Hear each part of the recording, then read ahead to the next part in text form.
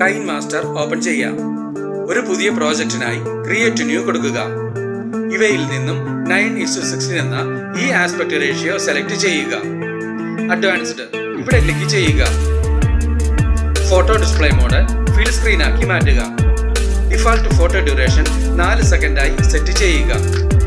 Default transition duration 2 സെക്കൻഡായും set ചെയ്യുക. Create കൊടുക്കുക. നിങ്ങളുടെ ഇമേജ് ഫോൾഡറിൽ നിന്നും വീഡിയോയ്ക്ക് വേണ്ട ഇമേജുകളെല്ലാം ഒന്നൊന്നായി ഓപ്പൺ ചെയ്യുക. ഇവിടെ നാം 6 ഇമേജുകളാണ് ഓപ്പൺ ചെയ്തിട്ടുള്ളത്. ഈ എഡിറ്റിംഗിൽ ഉപയോഗിച്ചിട്ടുള്ള ട്രാൻസിഷൻ എഫക്റ്റിന് വേണ്ടി നിങ്ങളുടെ ഫോണിൽ നിന്നും പ്ലേ സ്റ്റോർ ഓപ്പൺ ചെയ്യുക. സെർച്ച് ഇവിടെ ക്ലിക്ക് ചെയ്യുക. ബീറ്റ് സിങ്ക് എന്ന് ടൈപ്പ് ചെയ്ത് കൊടുക്കുക. ഇൻസ്റ്റാൾ കൊടുക്കുക. ബീറ്റ് സിങ്ക് ഇൻസ്റ്റാൾഡ് ആയിട്ടുണ്ട്. ഓപ്പൺ കൊടുക്കുക.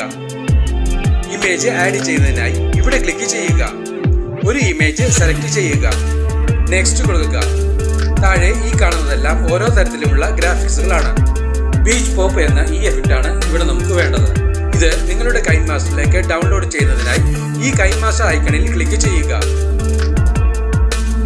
ഗ്രാഫിക്സ് ഡൗൺലോഡ് ചെയ്യപ്പെട്ടിട്ടുണ്ട്. KineMasterലേക്ക് തിരികെ എത്താം. ആദ്യത്തെ ട്രാൻസിഷൻ പോയിന്റിൽ ക്ലിക്ക് ചെയ്യുക. ബീച്ച് പോപ്പ് സെലക്ട് ചെയ്യുക. ഇവിടെ നമുക്ക് വ്യത്യസ്ത രീതിയിലുള്ള 7 എഫക്റ്റുകൾ ലഭ്യമാണ്.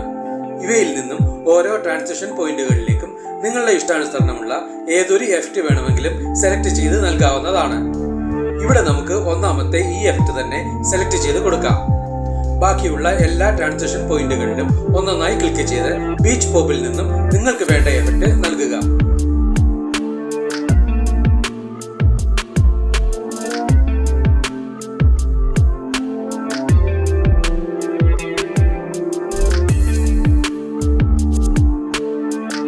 ഇവിടെ എല്ലാ ട്രാൻസിഷൻ പോയിന്റുകളിലേക്കും വേണ്ട എഫക്റ്റുകളും നൽകി കഴിഞ്ഞിട്ടുണ്ട്. നിങ്ങൾക്ക് ലഭ്യമായിട്ടുള്ള പാർട്ടിക്കിൾ വീഡിയോ ടെംപ്ലേറ്റ് ഓപ്പൺ ചെയ്യുക. ഇതിനായി ഡിസ്ക്രിപ്ഷൻ ബോക്സ് കാണുക. ഓപ്ഷൻ ബാറിൽ നിന്നും സ്പ്ലിറ്റ് സ്ക്രീൻ സെലക്ട് ചെയ്യുക. റെക്ടാംഗിൾ കൊടുക്കുക.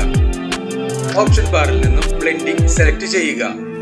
ഇവയിൽ നിന്നും ബ്ലെൻഡിംഗ് ഒപ്പാസിറ്റിയായി സ്ക്രീൻ സെലക്ട് ചെയ്യുക. നിങ്ങൾക്ക് ലഭ്യമായിട്ടുള്ള ബോർഡർ ലൈൻ ഇമേജ് ഓപ്പൺ ചെയ്യുക. ഇതിനായി ഡിസ്ക്രിപ്ഷൻ ബോക്സ് കാണുക. സ്പ്ലിറ്റ് സ്ക്രീൻ സെലക്ട് ചെയ്യുക. റെക്ടാംഗിൾ കൊടുക്കുക. ടൈം ലൈനിൽ നിന്നും ഈ ലെയറിന്റെ ഡ്യൂറേഷനും മറ്റുള്ള ലെയറുകളുടെ ഡ്യൂറേഷന് സമമായി വെക്കുക. ഈ ഓഡിയോ ഓപ്ഷനിൽ ക്ലിക്ക് ചെയ്ത് വീഡിയോയ്ക്ക് വേണ്ട ഒരു ബാക്ക്ഗ്രൗണ്ട് മ്യൂസിക് സെലക്ട് ചെയ്യുക. ഇവിടെ നമുക്ക് ഈ മ്യൂസിക് സെലക്ട് ചെയ്യാം. ഈ പ്ലസ് സിംബലിൽ ക്ലിക്ക് ചെയ്ത് സെലക്ട് ചെയ്ത മ്യൂസിക് ടൈം ലൈനിലേക്ക് ആഡ് ചെയ്യുക. ടൈം ലൈനിലുള്ള എല്ലാ ലെയറുകളുടെയും ഡ്യൂറേഷൻ ഒരുപോലെ തന്നെ ആയിരിക്കുവാൻ ശ്രദ്ധിക്കുക. ടൈം ലൈനിന് മുന്നിലെത്തി വീഡിയോ പ്ലേ ചെയ്ത് നോക്കി ആവശ്യമെങ്കിൽ വേണ്ട മാറ്റങ്ങൾ വരുത്തുക. ഈ വീഡിയോ നിങ്ങൾക്ക് ഇഷ്ടപ്പെട്ടുവെങ്കിൽ ലൈക്ക് ചെയ്യുക, ഷെയർ ചെയ്യുക, കമന്റ് ചെയ്യുക. ഒപ്പം കൂടുതൽ വീഡിയോകൾക്കായി സബ്സ്ക്രൈബ് ചെയ്യുവാനും മറക്കരുതേ എന്ന് പ്രത്യേകം ഓർമ്മിപ്പിക്കുന്നു.